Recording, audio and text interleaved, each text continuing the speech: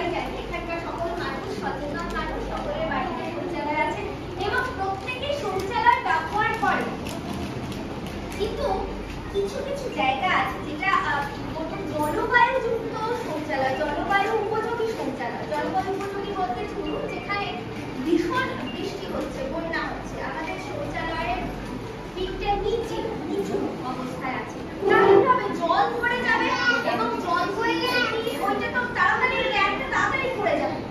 তো এইরকম জায়গায় শুকনো শৌচালয় মানে ওই জিনিসটা যাতে জলজ না থাকে, জলটা বেরিয়ে গিয়ে শুকনো হয়ে যাবে মানে বর্জ্য পদার্থটা, সেটা দেখতে হবে।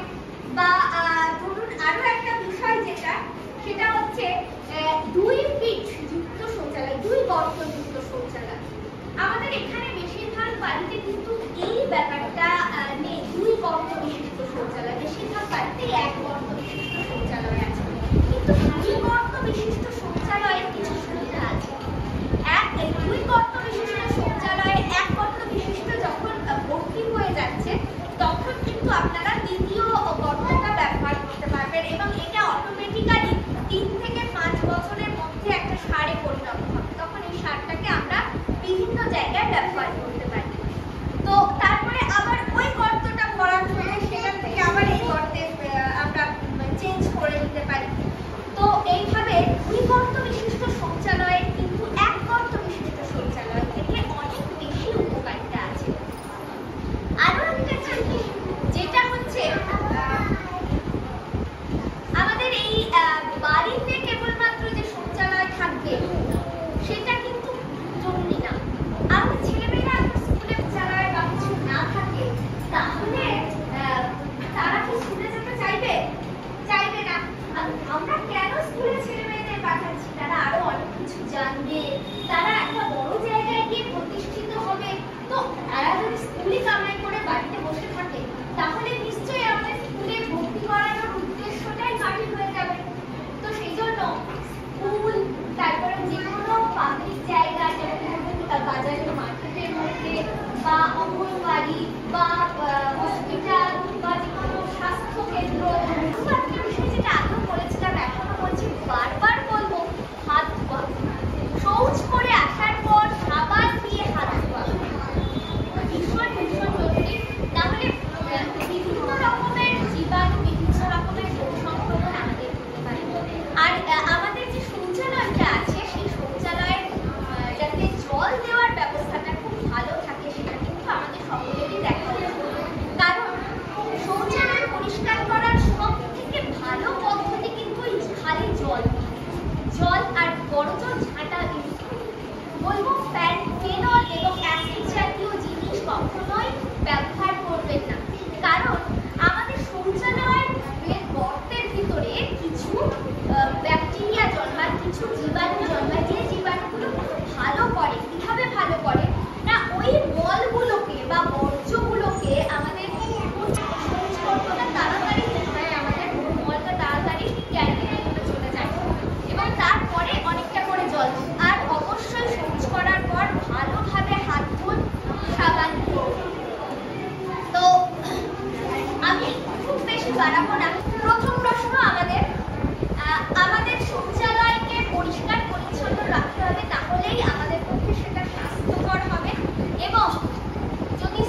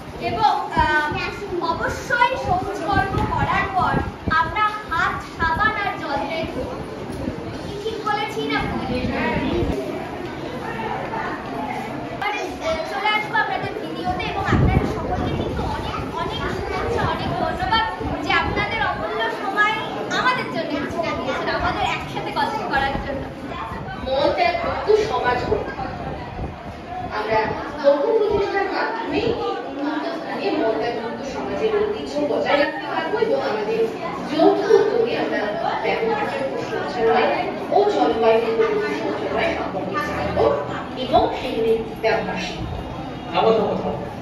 আমরা এগিয়ে যাওয়ার আগে আমাদের শ্রদ্ধা মধ্যে অবশ্যই শৌচালয় ব্যবহার সাহায্য করবে যে কি ধরনের শৌচালয় আমাদের আছে এবং আমাদের জনগোষ্ঠী কিভাবে তার যত্ন নেবে। খুব সুন্দর উত্তর করা। মনে হয় শ্রদ্ধা মন্ত্রী বিষয় সচেতন এবং প্রতিশ্রুতিবদ্ধ। আমরা এখন প্রাপ্ত প্রতিক্রিয়াগুলির দ্রুত পর্যালোচনা করব। আমাদের এক শ্রোতা বন্ধু বলতে চাইছেন যে শৌচালয়গুলি বানানোর সময় স্থানীয় সরঞ্জাম ব্যবহার ফলে শৌচালয়গুলি টেকসই হবে এবং রক্ষণাবেক্ষণের সুবিধা। শৌচালয় ব্যবহার সবার জন্য বয়স্ক সকলের মধ্যে থাকতে হবে, যেমন সঠিক প্রবেশপথ, প্রশস্ত দরজা, পর্যাপ্ত জায়গা এবং জলের সুব্যবস্থা কিন্তু থাকবে। একেবারে ঠিক। তো চলো আজ আমরা আমাদের কর্মসূচি শুরু করি। ব্যবহার প্রতিটি শৌচালয়ের বিষয়ে তুমি কি এ বিষয়ে কিছু বলবে? নিশ্চয়ই যদি আমরা ভালোভাবে দেখি তাহলে স্বচ্ছ করে পরিচালনা অনুযায়ী সেগুলিকে ব্যবহারযোগ্য শৌচালয় কিন্তু আমরা রোগ প্রতিরোধের জন্য শৌচালয়ের মল 2 গর্ত বিশিষ্ট সঠিকভাবে বন্ধ থাকে এবং সেখানে যাতে কোনো ফুটো ফাটা বা ভাঙা জায়গা না থাকে সেটাকে কিন্তু অবশ্যই অনিয়ে করতে না পারে তার জন্য আমাদের কিন্তু প্রতিদিন সেটাকে পরিষ্কার করতে হবে। বিশেষভাবে সক্ষম গর্ভবতী মহিলা এবং শিশুরা খুব সহজে এগুলি ব্যবহার করতে পারেন। সেক্ষেত্রে সমস্ত শৌচালয়ে পর্যাপ্ত জায়গা, উপযুক্ত ধরার ব্যবস্থা, কিছু সিট এবং পরিষ্কার রাস্তা থাকা কিন্তু উচিত, যাতে